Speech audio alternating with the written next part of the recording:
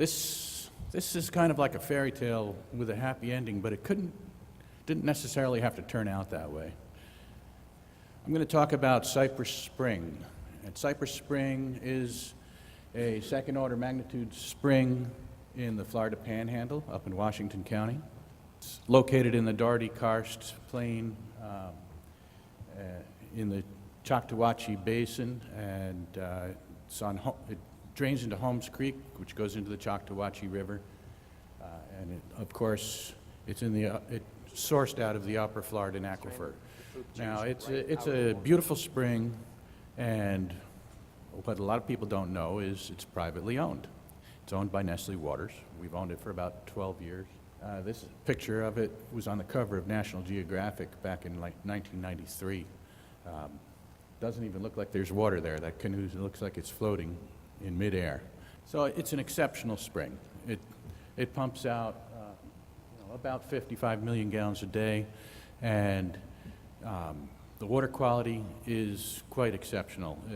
It's much better than EPA drinking water standards, and let me tell you quite honestly, EPA drinking water standards, they're not very good. They just mean the water doesn't get you sick. Okay, it could still look dirty. It could smell bad. It could taste bad. But as long as it doesn't get you sick, EPA will approve it. So our internal standards at Nestle Waters are a lot stricter than EPA standards. A lot of people don't realize that. So we test our water through a pretty strict regimen to make sure that it meets our internal standards. Cypress Spring, we've been sourcing from it now, like I said, for about 12 years. We tanker the water to our factory in Madison, Florida, and bottle it under a couple of different name brands. Most of you are familiar with Zephyr Hills spring water, and Cypress Spring is one of our primary backups for Zephyr Hills spring water. Now, as the natural resource manager for Zephyr Hills and Nestle Waters here in the Southeast, my job is to protect our springs. We're not going to make money off of spring water if we hurt our primary product. So, my job is to understand the water, understand where it comes from, where it's going, what's dependent upon it, how much of it can we take from the aquifer without creating an environmental problem. We want the springs to last forever. So our job is to manage that spring shed and try and protect it. We look for risks, and we evaluate those risks. We try and minimize them. So I don't know if you can see this very well, but this is a map of the spring shed. Cypress Springs in the lower right corner. And the yellow line, the yellow U-shaped line, is the contribution zone to Cypress Spring. And the black AA prime is a transect across the spring shed. Which direction should I be pointing this at? There we go. So in a cross-section sense, it's typical of springs in Florida. Karst aquifer, so down below you've got the limestone bedrock. Above that we've got a fairly continuous silt clay horizon which acts as an aquitard, but it's not completely continuous. Above the aquitard we've got a sandy horizon which ranges in thickness from a few feet up to 20 to 30 feet.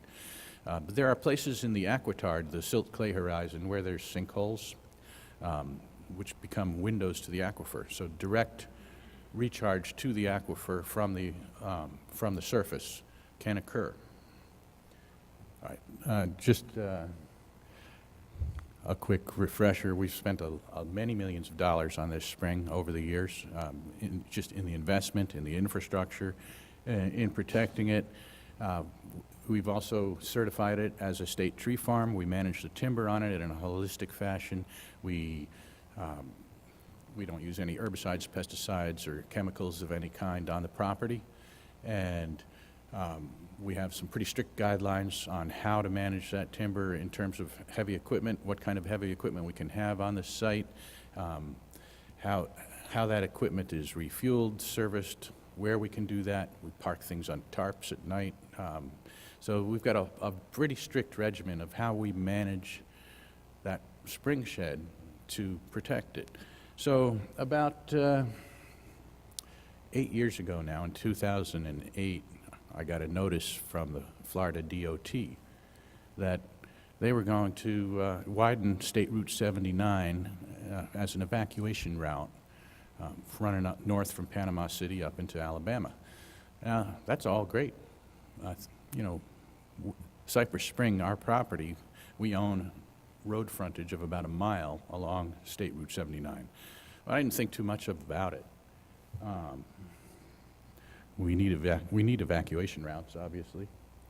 The plans, though, when they came out in January of 2011, DOT moves a little slowly. We had about 3 years interval there. But when the plans finally came out, I went to a public meeting, I saw their plans, and I noticed they were going to put 3 stormwater retention basins along our property, and they wanted to acquire some of our lands to do that. And I looked at the plans, and I noticed that those stormwater retention basins were just infiltration basins. Now, I've looked at stormwater for many years. I've been in this business for 35 plus years, and I know what kind of contaminants can accumulate in stormwater, particularly when you're collecting it from impervious surfaces along roadways. And when you're doubling the impervious surface area of a highway and then concentrating all that collected stormwater in a place where it was never concentrated before, and letting it infiltrate directly into the overburden and hence into the aquifer below it, you're potentially causing a contaminant problem where you can introduce those stormwater contaminants directly into the aquifer. And our sampling of stormwater sites across the state of Florida over the years, we've seen heavy metals accumulation. We've seen nitrate and nitrogen. We've seen phosphates. We've seen heavy loading of coliform and E. coli bacteria. You know, in most cases, with these stormwater ponds that the DOT proposes, they're fine. You know, if they're not in a sensitive area, if they're outside of a spring shed, eventually they do their job and it's okay. But if it's in a critical recharge zone of the second order magnitude spring, one of Florida's nicest second order magnitude springs, I think, it could cause a problem. We've never had any contaminants in our water at Cypress Spring. We never want to have any contaminants in our water. So I met with DOT, and they were not very receptive. You know, this is about a 3P partnership, private-public partnership. That's the title of this talk, but they weren't interested in a partnership at the time. They said, well, we're going to do this, and we have the right to do it. The Water Management District gives us a presumptive right to build these ponds, and they assume that our treatment, our passive treatment, meets surface water standards. And I said, okay, well, that's great, but you're not discharging to surface water. You're infiltrating directly to the groundwater, which is a drinking water source. We went back and forth over about a year and a half. We met with them, we talked with them, we wrote letters back and forth. It was very frustrating, honestly, and it took a long time. We had to get our lawyers involved. We had to threaten with a lawsuit. We brought in a number of other outside stakeholders. We brought in DEP. We brought in the Water Management District at Northwest. We brought in several state senators and representatives.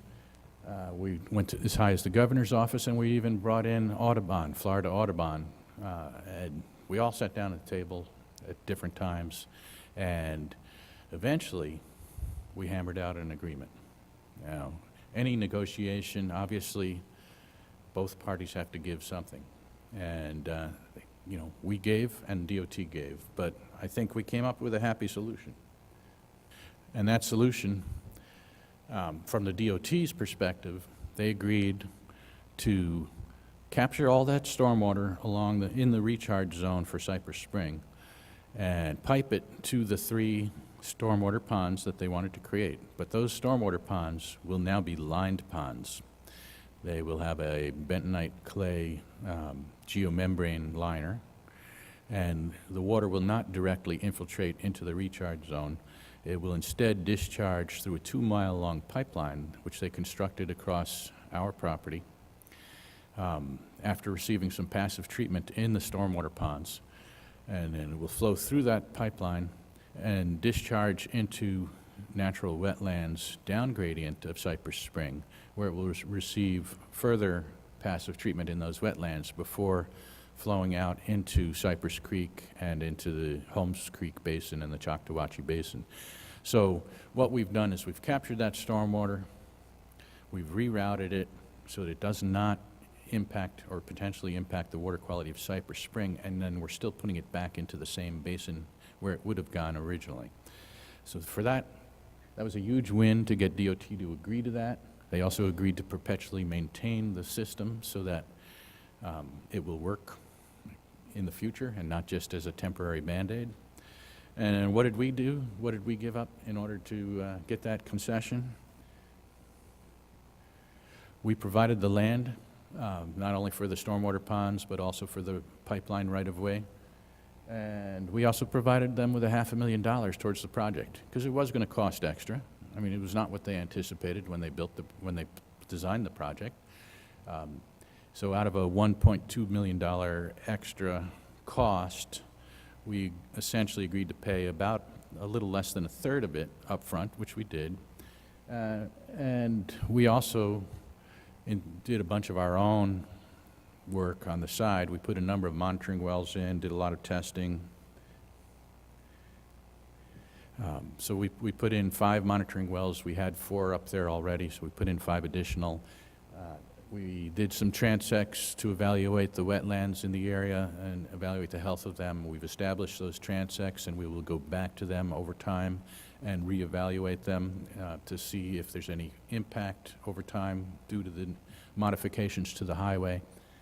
And we will provide this data to DOT as we go forward, because we are sampling these wells now on a quarterly basis. We established a baseline first before they began construction, where we sampled it monthly to get enough of a baseline. And now we're at a quarterly sampling program, which we will do as long as there's a highway there and as long as we own that property. We will continue to sample and maintain it and evaluate the water quality to determine if this project has had any impact on the water quality. So for us, it's a win. Yeah, it cost us some money, but it gives us security in knowing that we've protected or at least minimized a risk to our raw material, which is what provides for our profits.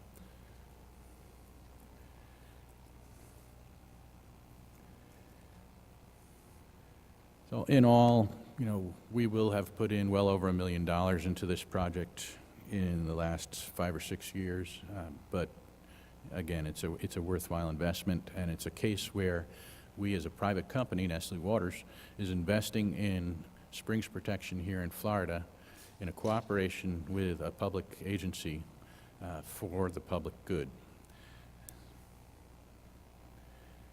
It's just a shot of one of our monitoring wells up there. They're all set up with telemetry and data loggers, and pressure transducers, and we can pull up the water quality data and the water level remotely from a computer anywhere and take a look at it in addition to our actual physical sampling. So in terms of the construction of the project itself, the DOT is 3 years into it. They've got a couple more years to go before they're done. They've completed the pipeline. They've dug most of the ponds out. They haven't put the liners in yet, but that will be happening in the next few months. And our water quality findings to date, we've seen no impact from any of the work that they've done. So it's a good story for us. We're really pleased. I'm happy to be able to share it with you.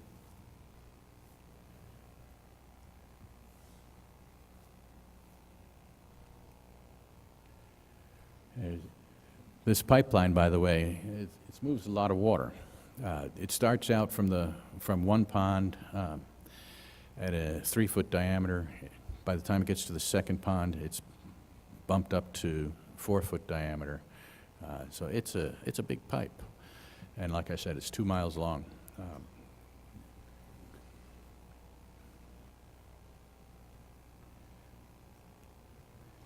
They had to jack under the state road in a number of places.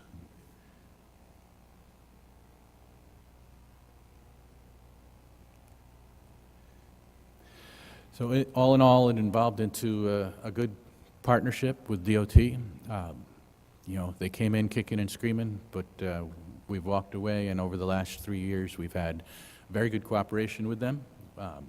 You know, anytime I call them up, or their project manager up, he responds right immediately. I've met with them a number of times since then, and it's been a good project. They're pleased with it, we're pleased with it, and it's also leading to another public-private partnership that we're developing with Northwest Florida that a lot of people don't know about right now. Like I mentioned earlier, Cypress Spring is privately owned by Nestle Waters, but it gets a lot of public attention. Hundreds, if you go there on a summer weekend, you'll see 200 or 300 people in there. They come up the river and they basically camp out right at the spring. We own it, but it's a navigable waterway, so they can come in. We can't keep them out. We have a fence around it to keep them off of the areas that we want to protect at the property, but we allow them to enjoy the spring. The problem with that is you get 150 boats, 250 people every weekend, and you know, half that during the weekdays. There's a lot of heavy traffic on this spring, and there's been some erosion problems around the spring head. There's been a lot of trash problems that we've had to pick up after. There's public sanitation problems that are difficult to keep up with. So it's been challenging. It costs us a lot of money every year to maintain the site and allow the public to come in. So we are working with Northwest Florida Water Management District right now to create a conservation easement around the property and have them take over management of the spring, restore the spring head, and turn it into an official park. And they will provide security, they will provide public restrooms with pump-out restrooms so that we don't get any nitrate or phosphate problems or impacting the water quality. There won't be any septic systems there. So this is a negotiation we're working on with Northwest. We're close to coming to a final agreement. I think it's exciting, and Nestle Waters will continue to contribute to Northwest for the management of the park to help defray some of the costs. And in the end, it'll be a win for the state of Florida and the public in Florida in that they'll get a new park that will be managed well, and it's a win for us because it minimizes some of our potential liability at that site. All right, well, thank you very much.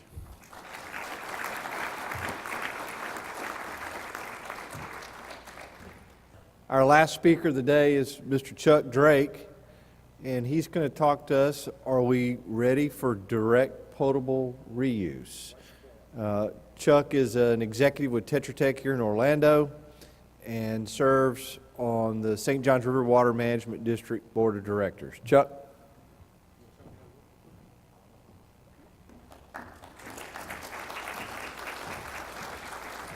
Okay, you shouldn't clap until you hear what I have to say.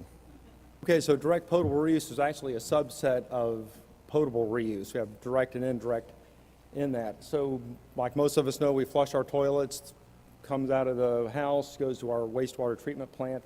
Those produce pretty much by and large now reclaimed water that in a lot of plants meets all but a few potable drinking water standards. So we're already producing a high quality reclaimed water for irrigation of our lawns. That water goes off to a reclaimed water system. So the thought now is, not thought, but action is that we build an advanced purification water treatment system to take that reclaimed water, treat it to potable standards or exceed potable standards, and then from there do either the direct or indirect potable. Indirect would be aquifer recharge projects, direct injection, rapid infiltration basins, something to recharge the aquifer system and get that water back in the ground and provide groundwater to someone downstream, like agricultural supply that needs that water, that can't afford maybe their own water, or they're in like the Southern Water Use Caution area. That water from the advanced purification plant then can proceed on either one of two directions or both go through the drinking water treatment plant for additional treatment, which you don't really need, or go directly into the distribution system of that city or county government. So that's the direct potable portion. And just to kind of lighten things up, this next is, you'll figure it out, but it's a spoof on potable reuse. Goes over. Hello? You will come. Is this the right place? Hey, there sorry he is. I'm late. Love your work. Thank you. And you know what I love? This idea. We're gonna save the world, right? Absolutely. And you're going to look like a superhero doing it. We're Superhero. so excited you've agreed to be the face of Porcelain Springs. By the way, can I get a bottle? Yeah, we'll just get you a cold one right now. Yes, Thank please. you. All right. Thank you. Cold one. I can't wait to taste this stuff. Recycled water. I'm all about recycling. By the way, how is it exactly recycled? Oh, you didn't read my email? Yeah, I skimmed it. Can I talk to you for a second? Yeah. Yeah, just kind of go over the skimming part of it. Anyways, I love your shirt. You know this whole like crazy water thing that's going on in the world, right?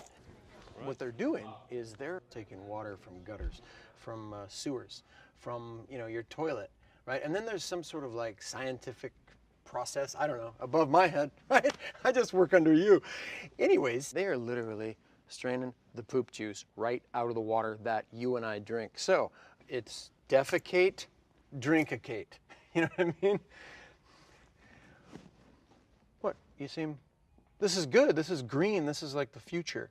The future's now. This is not the kind of info you bury in an email, Kirk. It's just like recycling a can. It's not like recycling a can. You pinch off a log in your cans. Jack, you're not gonna back out, are you? I'm not backing out. It's too big a responsibility. I'm gonna suck it up and do this. Thanks, man. Thank you. He's gonna walk out of here, I guarantee it. Oh, look, you.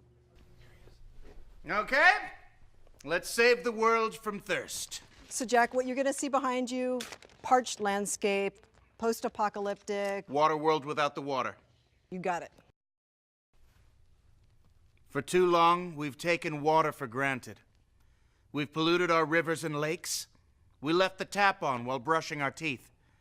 There is no new water left.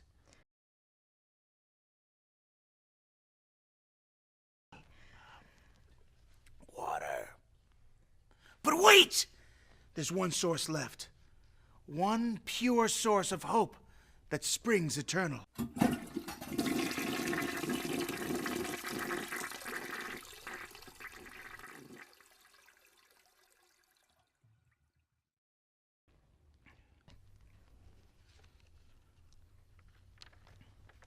Everything all right? Yeah, just a little mental thing. Don't think about what it was, Jables. It's psyching you out. Don't think sewer, recycled. It's recycled. This is pure, natural, regular water, and I can do this!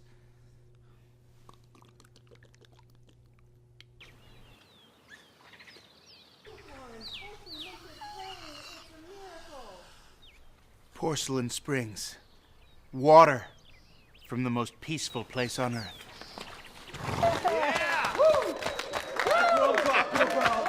Yeah! It really tastes good.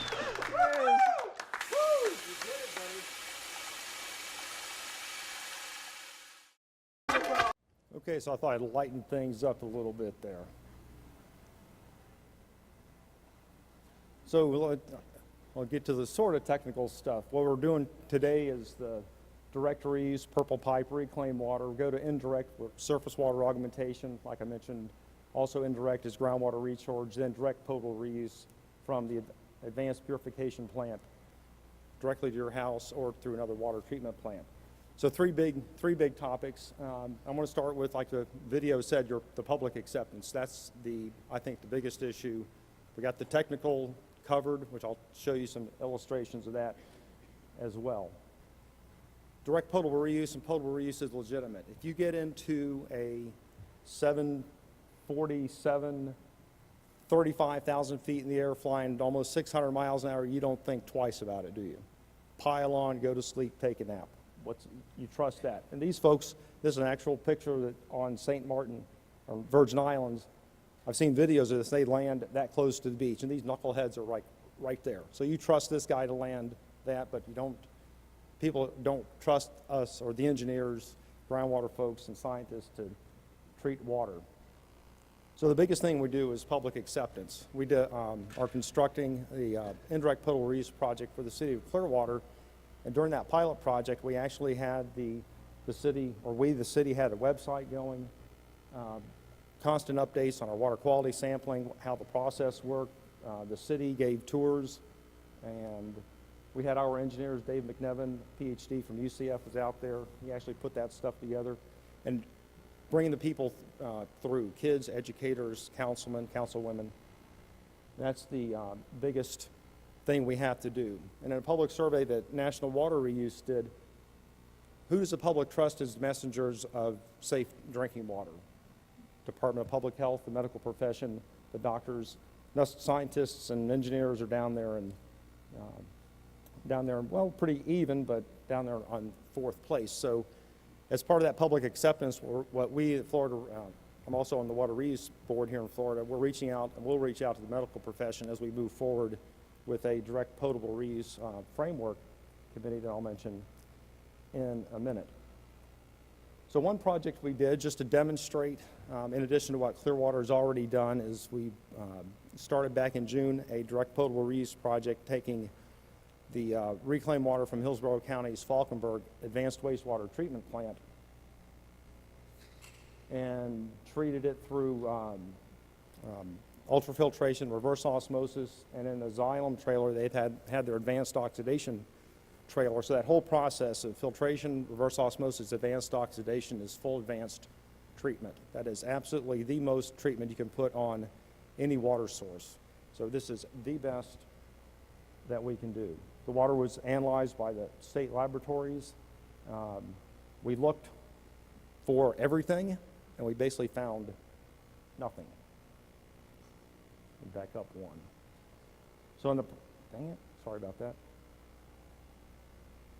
So total coliforms, E. coli, the things that can make people real sick real fast, 0. The turbidity is 0.15. The MCL is 5. So you can see in each of those parameters we're at least an order of magnitude or 2 below the MCL for that parameter. The same with secondary drinking water standards. So we're already exceeding those drinking water standards. And some of what you hear also are the unregulated compounds or pharmaceuticals, contaminants of emerging concern, those things that are not acute but could be chronic. Some don't have regulatory limits, but I'll point out a couple that we know about, and actually this pointer's an indication of caffeine consumption too. So caffeine was we found at 1.7 nanograms per liter. So for your smart people, that's 1.7 parts per trillion. You'd have to drink 41 million times less than what caffeine you get in a 4-ounce cup of coffee, just for comparison. And a similar with naproxen down, where's naproxen? There, right there. That's an anti-inflammatory that's in Aleve. So to get that same dose of, what is it, 0.27 parts per trillion, so it's 625 million times less than you would take in a 500 milligram dose of Aleve. So yeah, we found something, but is 1.7 parts per trillion something, or is it nothing? I'll say that's as close to nothing as you can get. So you can see with the DEET and the galaxolide, those are all in the 100 million times less than what we get in either a health reference or what we take in our daily lives. So that water that we're treating way exceeds drinking water standards. So what we do with the water we produce, which is about 1,250 gallons, we had 90 brewers from the Tampa Bay area come and pick up, I think it was 90, Honey's looking at me funny. Well, she always looks at me funny, but 90 to 100 brewers picked up those 1,000 gallons of water, and they made about 27 styles of beer. And we had last week over in Tampa, the judging contest for the beers that were brewed with this direct potable reuse water. And I put Erica and Jennifer in there because these are our two engineers that actually did the engineering work and the process and treated the water and produced that water. And they're hamming it up. That's the Xylem trailer right down there, that trailer. So Bart Weiss from over Hillsborough County set up these GoPro cameras to do a time-lapse photography. Okay, so we got public acceptance. That's how we handle it. Technical, we just proved we can do it. Clearwater went through a year-long pilot project. They demonstrated it. Hillsborough County is going through their SHARP project to do direct injection. Tampa's working on their Tampa augmentation project called TAP. Altamont Springs they're conducting a pilot project to see if they can maybe eliminate reverse osmosis and still meet drinking water standards. That'll lower the cost a little bit. And Daytona Beach is starting a 200,000 gallons per day direct potable reuse demonstration project. They're set up perfectly for this because their wastewater treatment plant is about 500 feet from their water plant. And they have an unused building. They can just take their reclaimed water stream, put it in that building, treat it, test it, and put it back in their reclaimed water and collect all the data for like a year so we can give to the DEP to demonstrate that direct potable meets all the DEP standards. The Water Reuse Association, Department of Ag and Consumer Services, the Utility Council, and Audubon and other stakeholders have met over this past summer at the request of Senator Simpson. He would like to introduce legislation this coming session to make it easier to implement potable reuse. So he asked us, the regulated community and people that produce it, what are the regulatory hurdles that you see that are preventing us from moving forward with potable reuse? Last year, he was all about pumps and pipes and moving water by pumping it, but Bart Weiss, a fellow geologist, and Lynn Spivey met with him several times and really convinced him and making him understand hydrogeology, and maybe it's better to inject that water and let it recharge the Floridan aquifers. We make that source available not just for public supplies, but for industry and for agriculture that may not otherwise have access to that inexpensive groundwater. So we're working with Senator Simpson. We're having our last meeting October 4th, and we submitted our draft language on how to implement potable reuse. And let's see, one of the most important things, at least as I see it, is that reclaimed water is identified as a potential source. Once properly treated, it is a source of potable water. So you have reclaimed water, it's treated, and now it's identified as a potable source. Once we make that link in 62-555 or 610, they basically start in chapter 403, but moving from statute to rules, one or two sentence changes will allow everything else to proceed, because now once you make that link, all the regulations are set up for the standards that must be met before you send that water out to your distribution system. And one of the ideas that actually I think Ryan Matthews came up with it, suggested it, and we're all on board with it, is part of the legislation would require the formation of a technical committee to set up the direct potable reuse framework, really get into the weeds on what has to be done, start working at that level, and have definitions and a glossary of like what is potable reuse, what's direct and indirect, so we're all talking the same thing. I hear people talk about reclaimed water and direct potable or recycled water, and they're not the same, but some people think they are, so we got to make sure we're talking the same language. I think the entire work group discussed incentives that includes funding for the capital costs, and also we put in like not to exceed, say, 2% of the funds for public education and outreach, because we have to do that. We must have demonstration projects, run the kids through, the educators, the medical profession, and actually show them how that water is treated and how it meets the drinking water standards. We also talked about the other incentives, extend a water use permit. If you go to direct potable reuse and you cut your groundwater withdrawals in half, you can still keep that allocation, but instead of having a 20-year water use permit, maybe extend it 10 years, because you're not going to pump any additional groundwater. There's still some debate on whether or not that would be water banking, so we're kind of going through that, and maybe that's part of the one of the tasks the committee would have to address. And then also impact offset credits. If you're going to direct potable reuse and you have an MFL that by you doing the injection, you're going to help that MFL recover or prevent it from going into exceeding the MFL, you should get credit somehow. Whoever treats that water to potable standards and injects it has to somehow get a credit, because now you basically put that water back into the natural system. And the big question is, would you or the utility or whoever injects it still own that water? Or does it become now waters of the state? So that's another big issue to discuss. So there has to be some kind of credit or incentive for the utility to inject 10 or 20 or 50 million gallons a day. So I put this presentation together knowing kind of what I wanted to talk about, and then I finally got around to reading the program brochure, and turns out I hit like the major points of what we're supposed to talk about by some stretch of luck, I guess. So the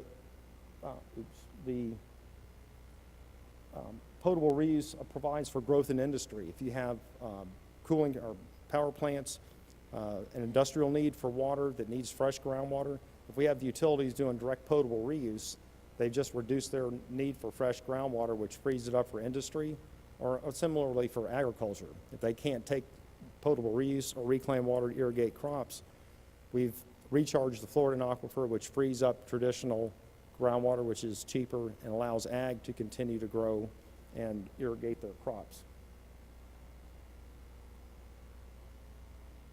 So is Florida ready? The answer is yes.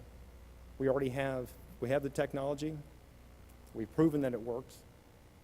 And all we have to show is once those drinking water standards are met, all the rules and regulations are in place that would allow us to proceed on. So the answer is yes. And then it becomes a business case as to how that utility wants to use the water. Do they want to inject it?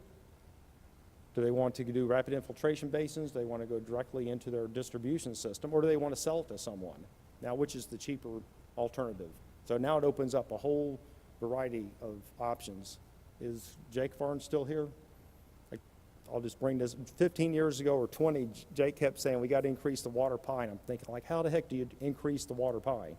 Well, stormwater, okay, that'll get you a little bit, but the potable reuse definitely increases that water pie. In the next 20 years in Central Florida, we'll generate 170 or 200 million gallons per day more wastewater.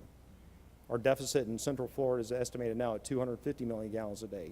If we could reuse most of that or all of it, we're almost all the way there to meeting our 20-year water demands as those demands come online.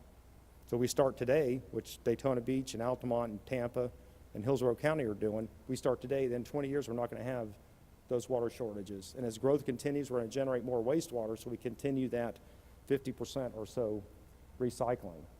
So you think about the cost. What is the cost? The kind of way I think of it is, what's the cost avoidance? If you can't get a water use permit for more traditional groundwater, you've got to go to some alternative. Is it ocean water desalting? Is it surface water? Or what else is out there? And if you're violating an MFL, what's it going to cost you to recover that MFL? So now if you go to direct potable reuse or some form of potable reuse, you might kill 2 or 3 or 4 birds with one stone. So this cost of treating the reclaimed water really is a whole lot less than doing MFL recovery or going to, let's say, ocean water desalting. And then what's your likelihood of getting a water use permit? Like maybe 0. But in California, and some of us don't necessarily want to follow the lead of California, but this is a really good example, is creating water that's fit for a purpose. If you have a specific need for irrigating your lawn, you don't have to treat that. It doesn't have to meet potable standards, but you have an industry that needs high quality water. So out in California, in LA, they'll have these different water treatment plants. All the water originates from EC Little. And if they have an industrial area up here, they'll build a reclaimed water treatment plant that'll treat to the standard for that industry. So you're not making a super pure water that everybody uses that's going to cost a lot. You basically, your base, you have like a base level of treatment, And then you add levels of treatment at different locations to meet that demand of that water quality. And how much does it cost? Well, well, first I read a Water Research Foundation report. They looked nationwide. The direct potable, indirect potable reuse cost $2.50 to $6 per 1,000 gallons. Ocean water desalting and brackish groundwater. So ocean water desalting, pretty expensive. Brackish groundwater, they've found up to almost $4 per 1,000, which is right in the mid-range of this direct potable, indirect potable reuse column. So then I looked at projects that we at Tetra Tech actually are doing. Punta Gorda's 4 million gallon a day RO plant, $4.14 per 1,000. We're doing Clearwater's indirect potable reuse project. That's essentially the same cost. So it depends on your situation. This Clearwater's best option was to go to indirect potable reuse. They had to stop dumping water into Tampa Bay. Punta Gorda can't use Shell Creek anymore as a surface water source. The TDS is too high. So what other options they have? Ocean water desalting. Well, they're still in the $4 per 1,000 in this 3 to 4 million gallon a day range. Orange County, California started groundwater replenishment in Water Factory 21 back in the late 70s, early 80s. But they're at 70 million gallons a day and they're upgrading it to 100 million gallons per day. They're down at 272 per 1,000, including treatment and distribution. That's darn close to our traditional groundwater supply sources. So you can see those economies of scale as we get higher, more and more capacity. So compare that to if I run reclaimed water lines, $18,000 per lot to save 400 or 500 gallons a day. That makes no sense. So you can see the potable and direct potable reuse projects really are cost effective.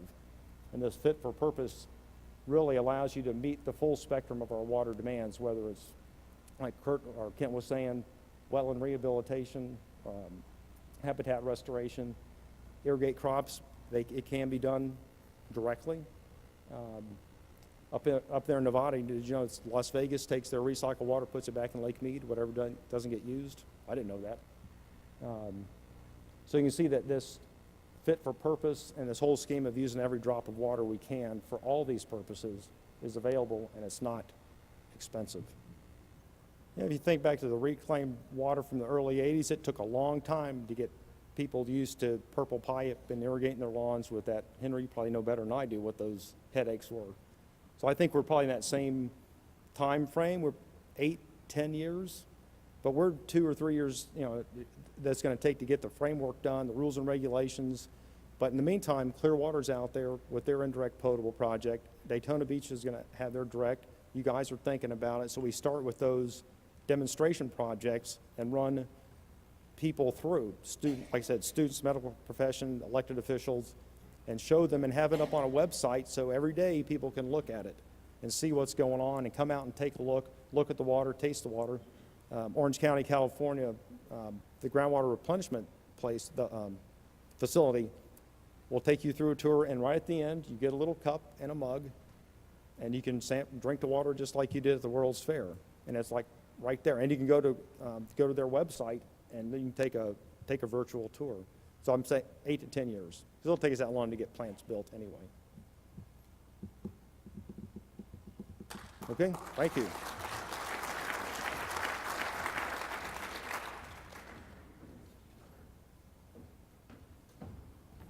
Well, ladies and gentlemen, that concludes our program here for the 7th Annual AIF Water Forum. I greatly appreciate all of you guys and all of our sponsors for making this another great event.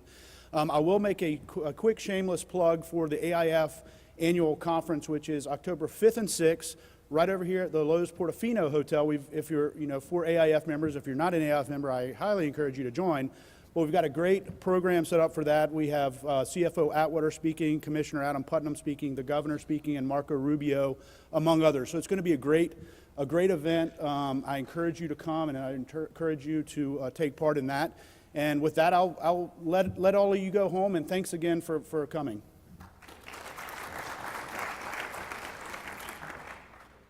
Thanks again for coming.